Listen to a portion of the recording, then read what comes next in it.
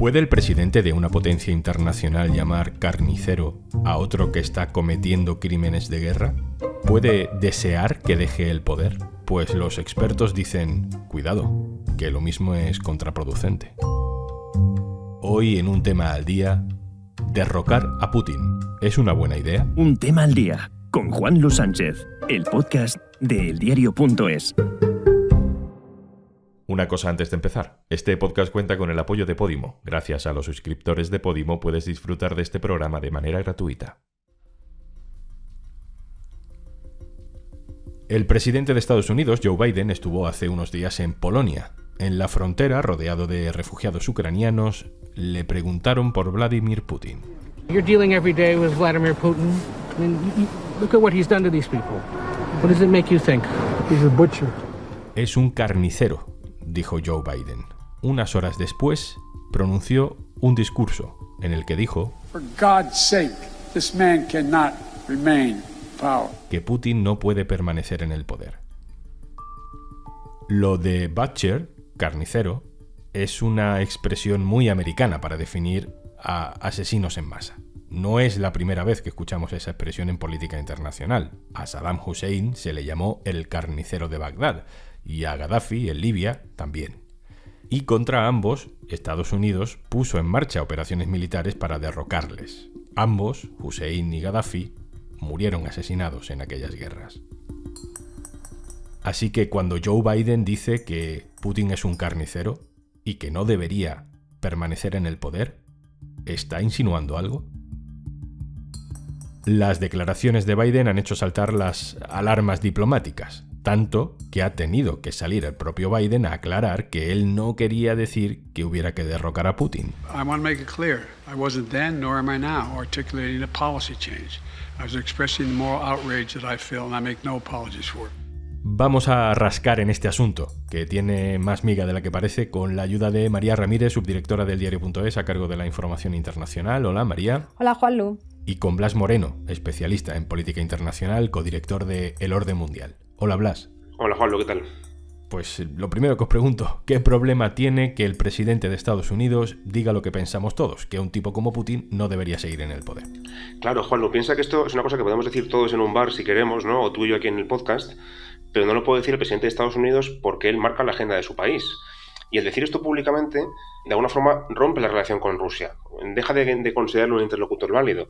Ya no solamente condenas sus acciones de gobierno, sino que incluso dices que ese gobierno no es legítimo, que debería dejar el poder, y parece incluso que pides que sea destituido, ¿no? Parece que estás amenazándole con derribar el gobierno.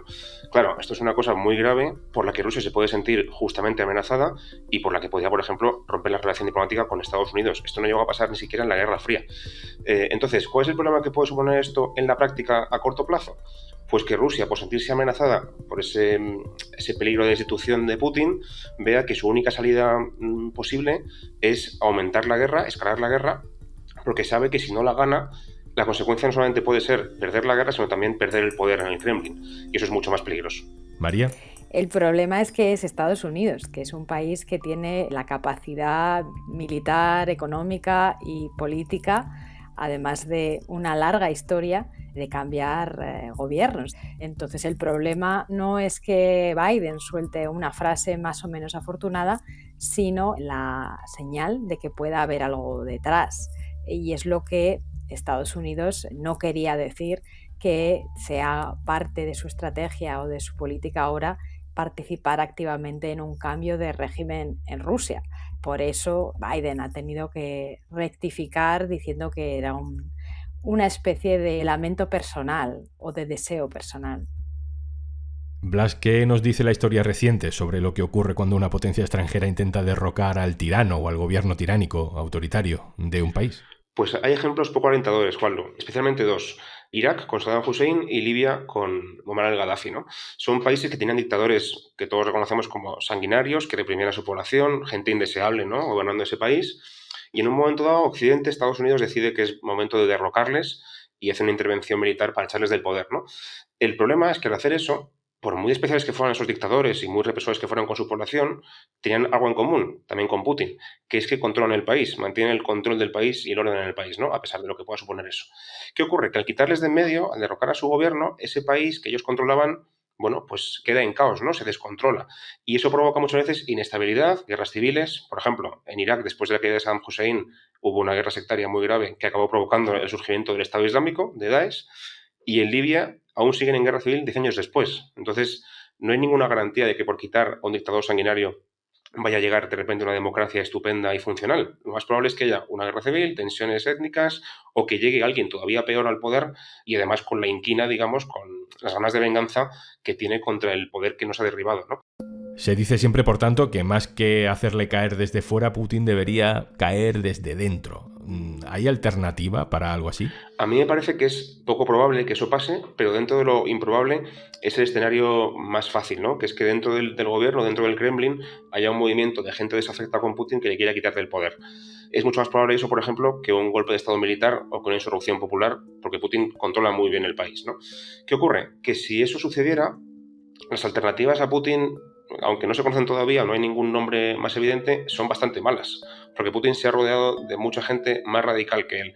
Por ejemplo, Nikolai Patrushev, que sucedió a Putin al frente de la FSB, que es la agencia sucesora del KGB, por entendernos, es ahora mismo también uno de sus principales asesores y es un señor que, por ejemplo, cree firmemente que Occidente siempre ha querido destruir a Rusia y que, por tanto, Rusia tiene que aprovechar cualquier ocasión para atacar a Occidente y, digamos, para responder a esa amenaza, ¿no? Con ciberataques o atacando a Ucrania directamente, por ejemplo. Y hace muy poquito también, Sergei Shoigu, que es el ministro de Defensa, dijo, por poner un ejemplo, que los ucranianos nacionalistas eran subhumanos. O sea, esa es la clase de gente que tiene Putin a su alrededor y la que le podría suceder en el poder si Putin cae, ¿no? Así que ya digo, por muy mal que nos caiga Putin o por poco que nos guste, no es tan buena idea echarle del poder, al menos de esta forma violenta, o poner a alguien que le suceda, ¿no? Porque quizá la alternativa sea aún peor. Claro, la historia ahí es quién queda alrededor de Putin con capacidad, voluntad y poder para gestionar una operación de este tipo. Y de hecho, pues las personas que a lo mejor podrían haber aspirado a sucederle en estos años, pues están fuera de juego. Hace unos días conocíamos más detalles del asesinato de uno de estos posibles rivales en la carrera de Putin, Boris Nemtsov, que él fue asesinado en 2015.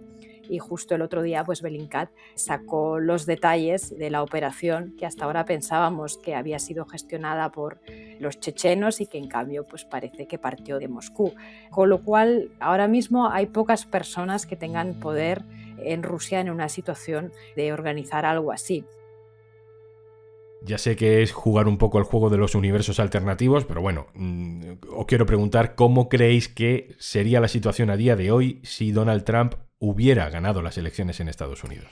Bueno, obviamente nunca sabremos si con Trump Putin habría tomado la decisión o no de invadir Ucrania. Lo que sí sabemos es que Trump ha apoyado a Putin hasta el último minuto posible. Incluso ahora, cuando le preguntan, pues le cuesta bastante criticar a su antiguo colega, ¿no? Trump tenía esta especie de admiración por los líderes autoritarios y además, en el caso de Putin, claramente negocios en común. Lo que también sabemos es que Paul Manafort, que fue jefe de campaña de Donald Trump y uno de sus principales asesores, trabajó activamente para que Yanukovych, que fue presidente de Ucrania pro-Putin, volviera al poder en Ucrania y de hecho pues, estaba muy implicado en esto y quería que Trump apoyara activamente esta operación. Con lo cual, ¿qué papel habría jugado Trump en este posible escenario? Pues realmente lo que podríamos haber visto es a un Trump favorable a cualquier movimiento de un cambio de gobierno en Ucrania apoyado por Putin. Pero, por supuesto, es un universo paralelo. Blas, ¿crees que tendríamos guerra con Trump en el poder? Es una pregunta muy interesante, Juanlu, y de hecho hay una encuesta reciente en Estados Unidos que ha preguntado sobre ello. Y dice que 2 de cada 3 estadounidenses, el 62% de los estadounidenses, creen que esto no hubiera pasado si Trump siguiera en el poder. Es verdad que la mayoría son republicanos, pero bueno, hay una mayoría de población que piensa eso. Y también lo dice el propio Trump, por supuesto, ¿no? Que le encanta ponerse medallas. El tema es que yo creo que sería precisamente lo contrario. Y me explico. Trump, durante todo su mandato, y también ahora, ha dado muchas señales de que se lleva muy bien con Putin, primero, y también, segundo, de que no le importaba nada lo que le pasara a Ucrania y a los ucranianos, ¿no? Entonces, lo que creo que habría pasado si Trump siguiera en el poder es que Putin, pues seguramente habría atacado a Ucrania de todas formas, porque no habría visto que Trump, digamos, fuera a responder a eso. Además, la OTAN, recordemos que estaba entonces mucho más desunida que ahora, con lo cual la respuesta habría también sido mucho menos contundente, y quizá a Trump no le hubiera importado la guerra, le habría dejado correr, es decir, estaría Ucrania aún más sola que ahora, o quizá, mucho peor todavía quizá, se habría querido lucir en política exterior, habría lanzado una respuesta mucho más grave a nivel militar y podríamos haber acabado una guerra con Rusia directamente, ¿no? Así que yo creo que, pese a todos los errores de Biden, creo que es mejor que esté Biden en el poder que Trump en ese sentido.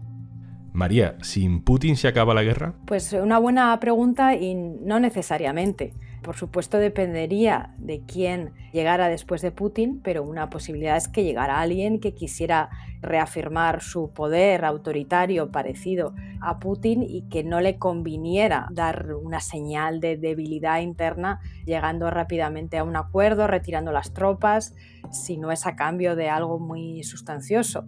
También puede pasar que haya un momento de anarquía por protestas, un momento de gran confusión en el que no sabríamos si la guerra podría seguir siendo gestionada por otras personas del aparato militar. Depende, sería la respuesta, pero desde luego no necesariamente, sobre todo sin tener una alternativa clara, democrática, que ahora mismo pues no vemos en Rusia. María Ramírez, responsable de la información internacional del diario.es, muchas gracias. Muchas gracias, Juanlu. Blas Moreno, codirector de El Orden Mundial. Gracias por estar aquí. Muchas gracias, Juanlu.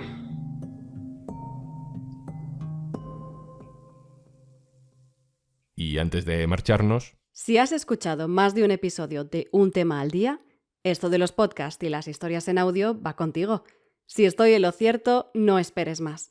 Suscríbete a Podimo para descubrir más de 3.000 podcasts y miles de audiolibros en español.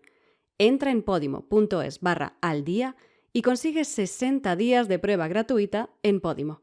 Sin interrupciones ni anuncios. Sin compromiso. Puedes cancelar cuando quieras. Esto es Un tema al día, el podcast del diario.es. Puedes suscribirte también a nuestro boletín, con la producción de Carmen Ibáñez y Zaskun Pérez y el montaje de Pedro Godoy. Yo soy Juanlu Sánchez. Mañana, otro tema.